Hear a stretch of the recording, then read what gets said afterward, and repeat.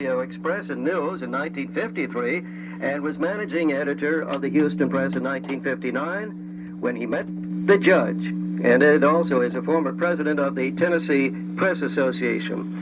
Ed Ray, with all that introduction, I just say I'm delighted to have you with us. I'm delighted to be here. I enjoy listening to your station every day. Well, that's fine. I did not mention that you are a resident of New Smyrna Beach and have been for a while, haven't you? Yeah, we built a house on the beach side on Condit Drive and moved in on October the 1st, 77, and have been here except on my tours for the book ever since. I have a back room where I wrote this book, right there in New Smyrna Beach.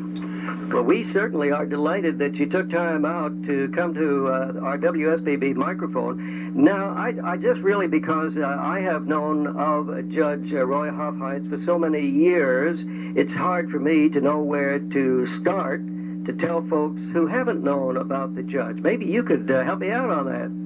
Well, the judge was a poor boy in Beaumont, Texas, and he was very enterprising, very brilliant, and when he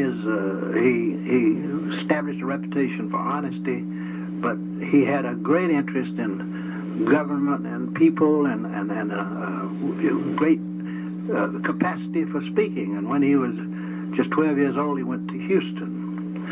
And there he was a teenage promoter, dance promoter at 14 years old, and had a great career not only in that field, but as a scholar. He was graduated from high school 2 years early. And at the age, he had just turned 16 when his father was killed, and he had to support his mother and the family.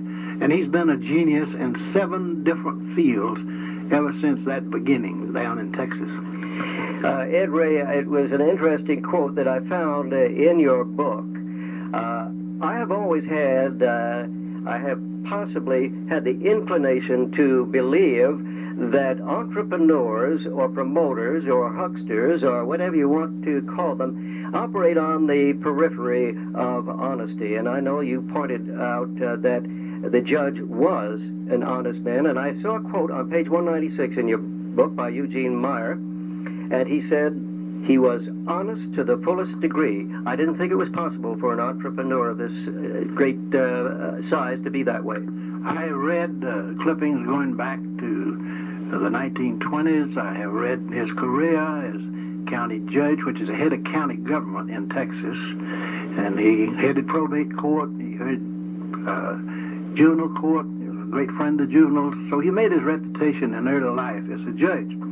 And I interviewed by tape in Texas and elsewhere more than 150 people who were intimate in his life. He had a stroke in 1970 and couldn't talk himself very well. So I had to do a great deal of research. And never have I heard even his enemies, and he had some enemies, believe me, who ever said he was anything but an honest man. Doesn't that give us inspiration? Because in this day and age, it just doesn't seem we find truly honest people.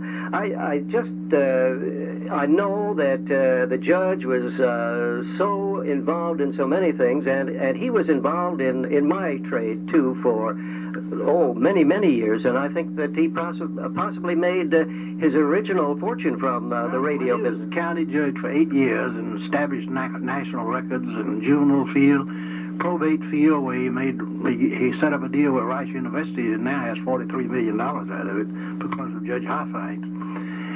And so many other fields. He was a great friend of juveniles, and after 8 years of working hard, he said that he could never do what he wanted to do in politics unless he became a wealthy man. So he resigned as county judge, and by ingenuity, and this is an interesting story in itself, he got a radio license in Houston. It was from his first radio station, KTHT, that he made his $1 million, and that enabled him to go back to one of his loves was politics, and he became mayor of Houston for 2 terms. And finally, his honesty got him kicked out. that you outline in the book. I know that the judge had not only radio properties but also TV properties, and that part of the book interests me very much. And I think anyone that's in the broadcasting business or who has been in the broadcasting business will be interested in that. I guess, though, that the crowning joy of his life was the Astrodome, was it not? No question about it. When he was in his last term as mayor of Houston, he was president of the American Conference of Mayors. And as such, he went to Rome to an international conference of mayors. And there he saw the Colosseum, the Roman Colosseum. And being a man, he's brilliant, he's a genius from the word go. He thought of Houston, Texas, which has a humid weather and is rainy, and the idea that they could have sports there. And he made a remark that that time that they could never have successful major league sports of any kind in Houston unless they had a covered field. And it was the Roman Colosseum that gave him the original idea of building Astrodome. And he did it almost single-handed.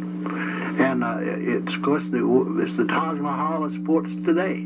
They tried to copy it in New Orleans, but nothing like the comfort of the Astrodome. Seats more people closer and less comfortably. But the Astrodome is the Taj Mahal of sports, and he revolutionized baseball, indoor sports, and was the real creator of AstroTurf.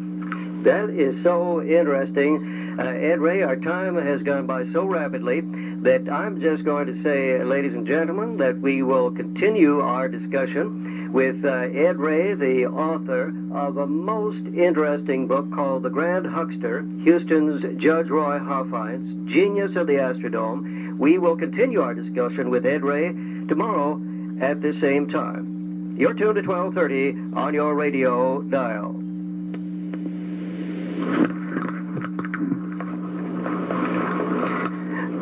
And Huckster program number 2. 3, 2, 1. How do you do, ladies and gentlemen? This is Ray Sims, and we are continuing our discussion with Ed Ray. Yesterday, if you were with us, just in case you weren't with us, I think I better tell you who Ed Ray is. Ed Ray is a veteran newspaperman, 51 years, as a matter of fact, in the newspaper business, and Ed retired in September 1977 from the Memphis Press Scimitar, where he served as managing editor since 1964. And Ed was also executive editor of the Orlando Sentinel-Star in 1949 and 52, and he also was sports editor of the Tampa Times and executive director of the San Antonio Express and News in 1953, and managing editor of the Houston Press in 59. And that's where he met the great huckster, the grand huckster, Judge Roy Hofheinz. And we were talking, as we came to the end of our program yesterday, Ed, about the Astrodome, which was a dream come true for Judge Roy Hofheinz. Tell us some of the details about how this thing came about. Well, Hofheinz had a partner called Bob Smith, who was a multimillionaire oil man. And they first tried to find the land and all to build a covered stadium so that major sports could go in Houston where the weather's so bad. And you couldn't get private financing, and then the county considered revenue bonds, and they didn't go too high. So you had to have a big bond issue. And Hofheinz led the way, and the newspaper I was on then, the Press, supported it. And so, to make it long story short, through his leadership, they passed $32 million in bonds. But the unique part about it is, the actual stadium itself, the Houston Sports Association, assumed the bond indebtedness up to $15 million to be paid back with a rental of $750,000 a year. And this was all of Hofheinz's thinking, and that's still in effect today. It's the only non-white elephant sports stadium in the world, and it is not a white elephant because of this man's planning and thinking. And of course, when he finally got it there, and the last details on April the 9th, 1965, this Taj Mahal of sports opened, and of course, the great guest he has was Lyndon Johnson, his longtime political friend. And the president broke away and came and sat with the lovely Lady Bird in his box. And he said to me that was the greatest moment of his life outside of his own family affairs. And I was there for that opening, and it was a marvelous day and revolutionized baseball. Hofheinz revolutionized baseball. It certainly did revolutionize baseball, and certainly he was the guiding light. And I would recommend certainly the book, because I like the title of the chapter in which this all comes to fruition, and it's titled merely "A Dream Comes True." And they had a lot of celebrities there that night. John Connolly was then governor. He was there, and you named Jack Valnetti, who grew up in Houston, and who's very much in the book. He was a close friend of Hofheinz. He's now president of the Motion Picture Producers Association. Yeah. Jack Valnetti watched Hofheinz from the time he was a 14-year-old boy until he built the Astrodome, and then he was assistant to President Johnson. Yes, I remember. So they were all in the press box that night. Ed, there are so many things that the judge was interested in, and before reading the book, I didn't know about the circus enterprise. Well, after, on that first, 1964, he knew that to pay that rental, baseball alone wouldn't do it. And the Houston Oilers, Bud Adams, withdrew from playing for the Dome, said that Hofheinz's price for playing in there was the 9th wonder of the world. Billy Graham had called the Astrodome the 8th wonder of the world.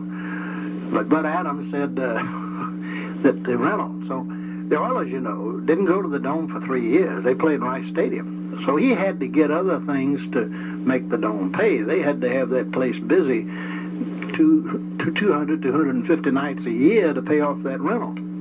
So he got to know Irving Fell, who was then the manager of Ringling Brothers Barnum Bailey Circus, not the owner.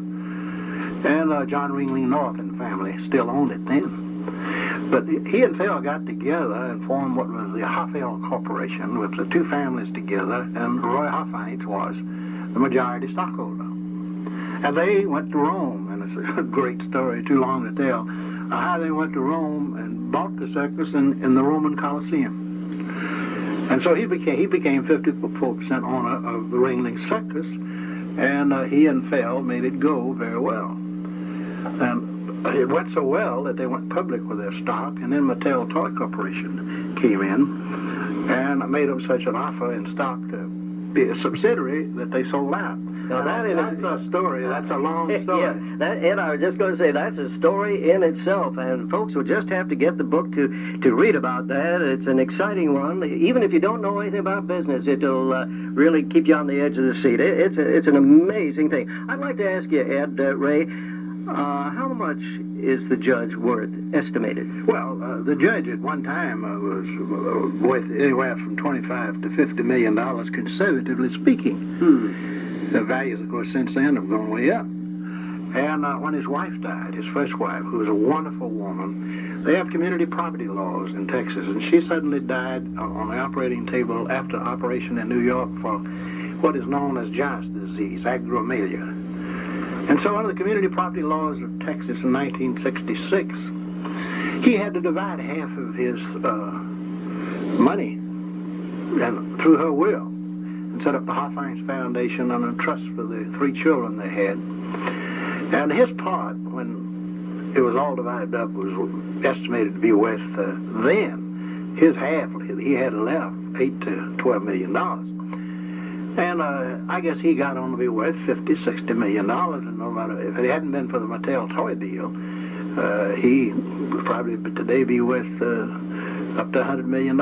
But I think today he's about as well off as he was when his wife died. Mm-hmm. Well, I tell you, it's most interesting, ladies and gentlemen, and I would recommend highly the Grand Huckster, Houston's Judge Roy Hofheinz, genius of the Astrodome. And I do want to, there's so many questions, Ed Ray, I'd like to ask you, but our time is going by.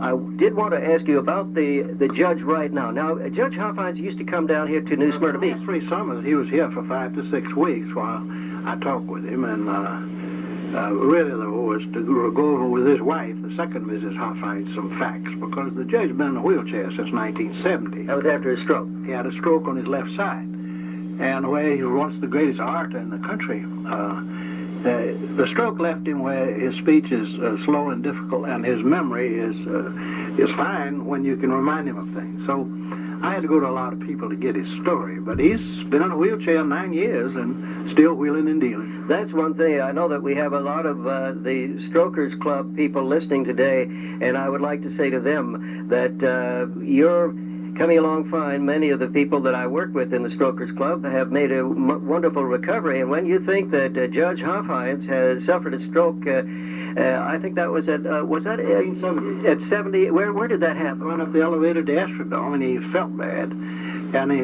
went to his great home on Galveston Bay called the Huckster House over the weekend, and then went to the Methodist Hospital, and they decided to do a test to run on his brain to see if you. And it was doing this test that he had the stroke on the operating table, and they didn't think he was going to live. But he, ladies and gentlemen, I want to point this out to you, that the judge today is wheeling and dealing, isn't he, Ed? Just bought a lot of property in adjoining county and a big old mansion downtown in Houston, and he's getting ready to move the mansion out into the country, where he already has a mansion in River Oaks. So he's always wheeling and dealing. He's a man, a genius, has always got to be busy with his mind. Well, Ed Ray, I certainly have enjoyed visiting with you, and again, I would recommend, and this book can be purchased, I guess, just about every store all over Volusia County, all over Florida. It is here in New Smyrna Beach, in Daytona, in Orlando, and it will soon be in Tampa and Cocoa, and